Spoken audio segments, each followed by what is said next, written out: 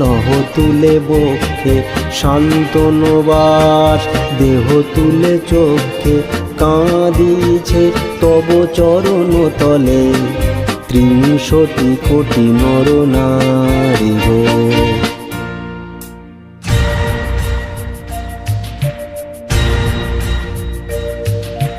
কাণ্ডারি নাহিক কমলা, দুঃখ লাঞ্ছিত ভারত বর্ষে, শঙ্কিত মোরা সব যাত্রী, কালো সাগর কম্পন দর্শে।